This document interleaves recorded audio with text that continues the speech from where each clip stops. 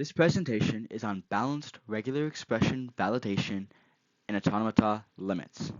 I'm Cadet Clymer, my associate is Cadet O'Brien, and this is our project presentation on computational theory. Our abstract mainly covers the verification balancing of a regular expression syntax. Our approach to this method was building a master regular expression, going from building an NFA and transforming it into a DFA, and then proving the limits through both regular expressions, context-free grammars, and Turing machines.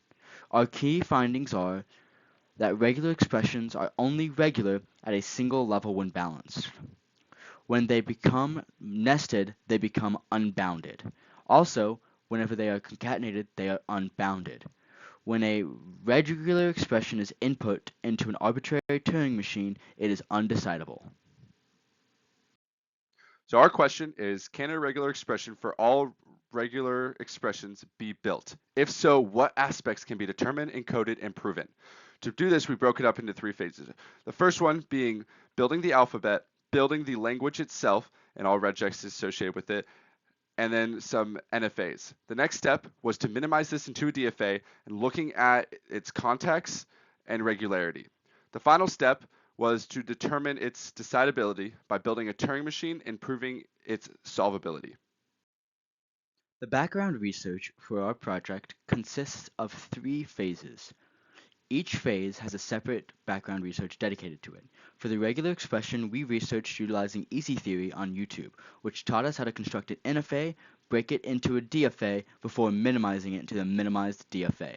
We also consulted the CIPSR notebook cited in the references section. For the context-free grammar and pumping limit references, as well as automating our regular expression to DFA process, that can be found in the GitHub online in the repository, as well as cited in our references.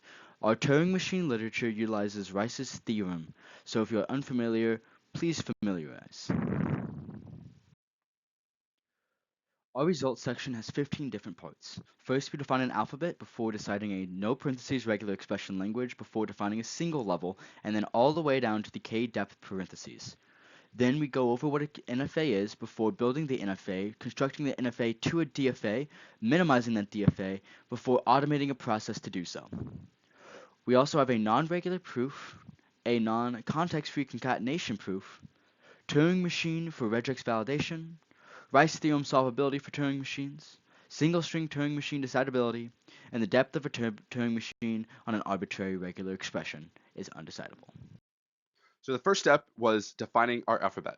To do this, we set A as all pieces of an alphabet being A through Z, capital A through Z, and then the integers 0 through 9. Then we used a red version of our symbols to create the alphabets for each individual symbol. So the red OR is the OR symbol, the red keen star is the 0 to many symbol, the red forward parentheses is a forward parentheses, and the red back parentheses is a back parentheses. Then we created an initial regular expression for all regular expressions without any parentheses. As you can see, they are notified as base. Next, we created a regular expression with a depth of at least 1. To do this, we have base star, which represents all regular expressions without any parentheses, 0 to many times. Then we have parentheses around another base, which gives it that k depth. And that can be done 0 to many times. So you can have a set of parentheses with a regular expression, and then next to it, another set of parentheses with a regular expression. And then after all of that, you have another regular expression with no parentheses. The next step was to construct a regular expression with that most k depth parentheses.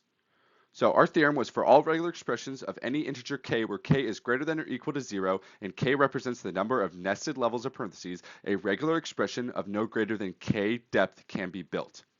To prove this, we use structural induction. Our base case was when k equals 0 when there are 0 parentheses. To do this, we showed base star, which represents all regular expressions that can be built without any parentheses. Next, we had our inductive step, which assumed that for some integer m, which is greater than or equal to 0, that all regular expressions of m can be made. During our inductive steps, we assume the inductive hypothesis holds and let C be all regular expressions of at most m depth.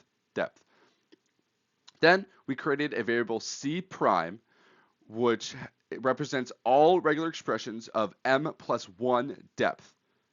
As you can see, we created a equation for c prime, which is made up of cm depths and adds one extra level of parentheses. This proves that for any level of k, at most k, a regular expression can be built based off that level of parentheses. We then looked at some aspects of our regular expression maker. The first one being, is our regular expression maker context-free? We assume that the regular expression maker is not context-free and assume by the contrary that it is to prove it. And therefore, there exists a pumping constant p in our regular expression maker. Then we considered a string w that is in our regular expression and set w equal to what is shown on the screen. Then we use the pumping lemma theorem in order to prove that our regular expression maker is not context-free. We created all decompositions of w into sections u, v to the I, x, y to the I, z, where I is the level that we are going to pump later on. The rules are that the length of v and y must be greater than or equal to 1, and the length of v, x, y must be less than or equal to p. The first case is if v or y exists only as the or character. In this case, if we pump I to equals 2, then there will be two or characters together, and therefore it will break the regular expression maker. Next, in case 2, we looked at if v and y do not contain all the back parentheses, then we pump to I equals 2, and therefore there would be more back parentheses than front parentheses, and therefore it is not a valid regular expression. The last case we looked at is if v and y only contain back parentheses or only contain forward parentheses.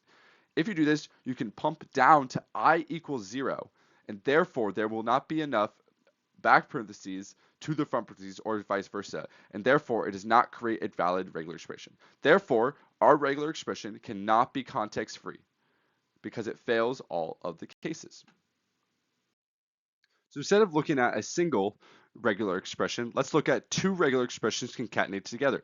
We created a language R, which is two strings at the same string RR, where R is a valid regex. We think that R is not context-free. So we assume, by the contrary, that R is context-free and there exists a pumping constant P for R.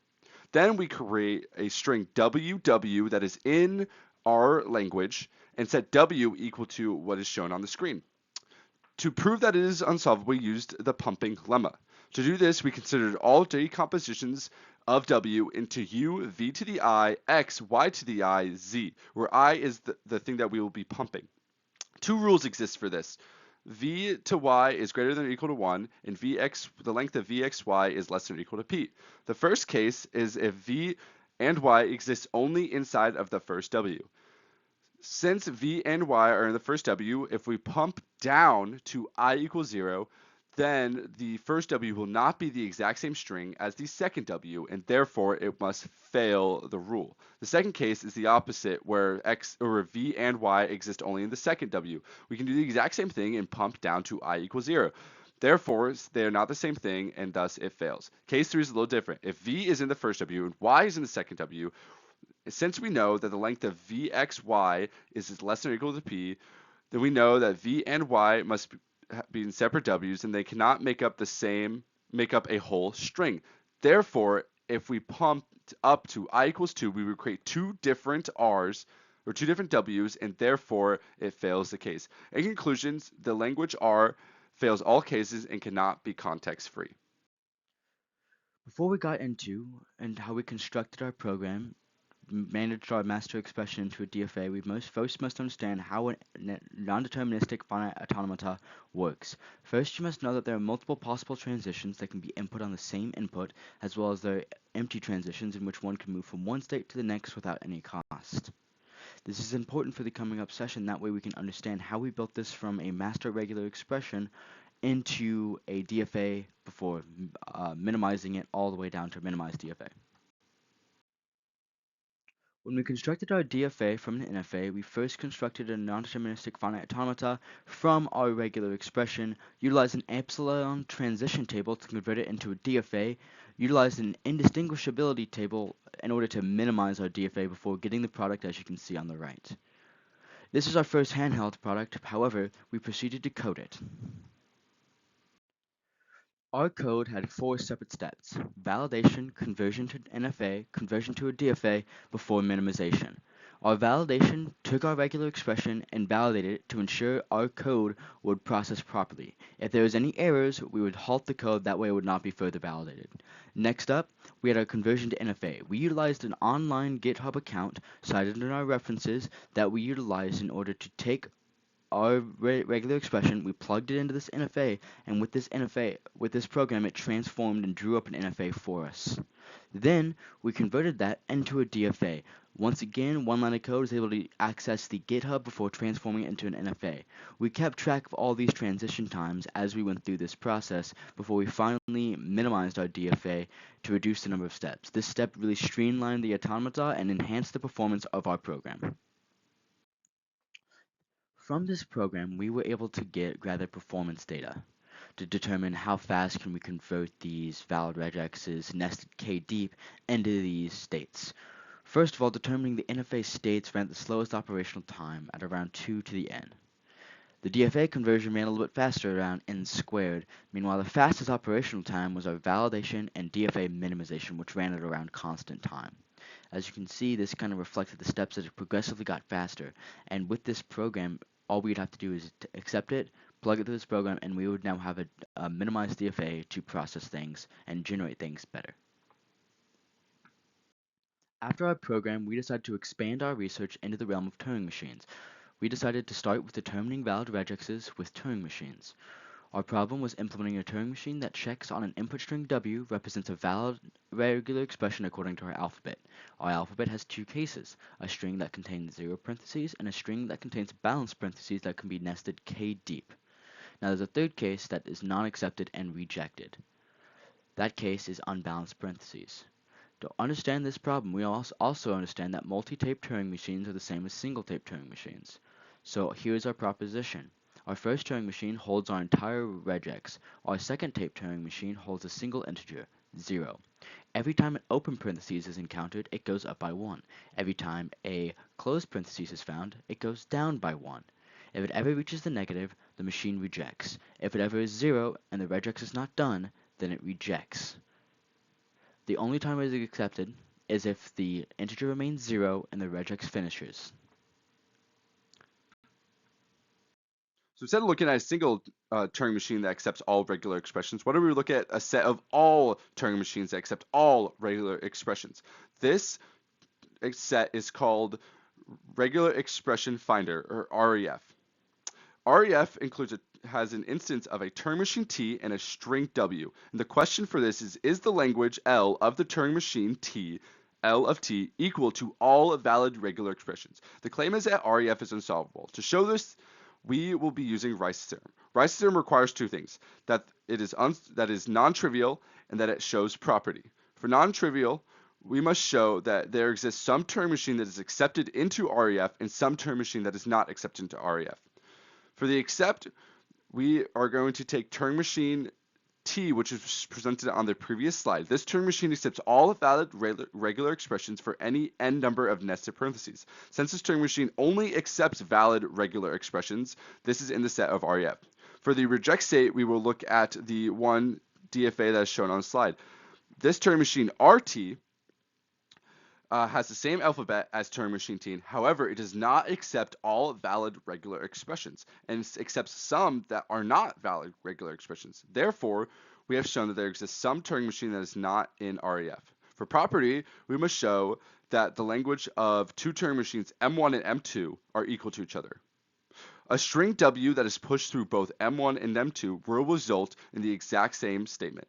If the string is a valid regular expression, it will present true. If it is not a valid regular expression, it will present false. Therefore, this shows that it has property. Since it has non-trivials and property, it shows that we cannot solve REF is unsolvable. So previously we looked at all Turing machines that accept all valid regular expressions. However, what if we look at all possible Turing machines that only accept a single valid regular expression? The question is, given this Turing machine M that only accepts a single valid regular expression string W, is this Turing machine decidable? Our claim is that this Turing machine M is decidable. We know that this Turing machine M has a solution, and therefore, given a finite amount of time, we'll be able to find the solution. However, since we do not know the content of string W and the content of the Turing machine M, we are unable to determine if the input string M is giving the machine an infinite runtime or if it's just taking a really long finite amount of time. Given a list of input strings, which we call all strings, which is equal to W1 all the way through Wn, where all strings is a countable set of input strings that contains the string W, which is our true string. We can dovetail through the input strings, which can be shown on the right side of the screen. To do this, we'll run a singular step of the Turing machine M on W1. Once we do that, we will run a single step of Turing machine M on W2, and then the next step of Turing machine M on W1. We'll keep doing this all the way through all string, and at some point we will be able to find our string W. Since we know that this will take that all strings is a countable set, we know that it will take a finite amount of time, and therefore our Turing machine in this case is decidable. Our next step is proving the undecidability of solving for the depth of a Turing machine. Our hypothetical scenario is finding this depth via the max depth of W, for W being a string in the language of T. If there's no maximum depth, we're going to define the depth of T as -1. Now, when we're solving undecidability, we want to reduce from a known undecidability problem. We chose the halting problem. The halting problem takes two different instances, a Turing machine M and a string X. Now, we're going to also define a third variable, which is the depth of W, or we're going to simulate M on X, that W being the depth. Now, there are two possible inputs that we want to give to the depth solver. One is when the M enters a halting step with k steps. Then T will halt and it will reject. Therefore, nothing will be input into the depth solver. Therefore, the output to the depth solver will be 0. However, if M does not enter a halted step by k steps and Turing machine T accepts, then a string is pushed into our depth solver. Then we will define the depth of T as -1, as it now has unbounded depth. We have now we are now able to choose that since there's a halting state, then it will output 0. And if there's not a halted state, then it will output -1. Therefore, we have solved the halting problem. However, since the halting problem is a known undecidable problem, this is now a proof by contradiction. Therefore, the depth of T is undecidable. Future work that we hope to implement is the implementation into firewalls and cybersecurity, able to ensure that balanced parentheses are laid out. That way, hacking will be minimized. Then we can also utilize our experience with Turing machines as generators for regular expressions, as well as checkers for students. We have now come to the conclusion through the results of our research on how we can build a master expression for a regular expression for 0 and single level parentheses. Then we ran each expression through a validation and an NFA construction, DFA conversion, and minimization, and also programmed this process. We then proved that unbounded nesting pushes a language beyond regular and context-free bounds. Then we demonstrated that no algorithm can compute the maximum nesting depth accepted by an arbitrary regular expression recognizing machine. This paper did not use generative AI. These are the reference utilized in the construction of our paper.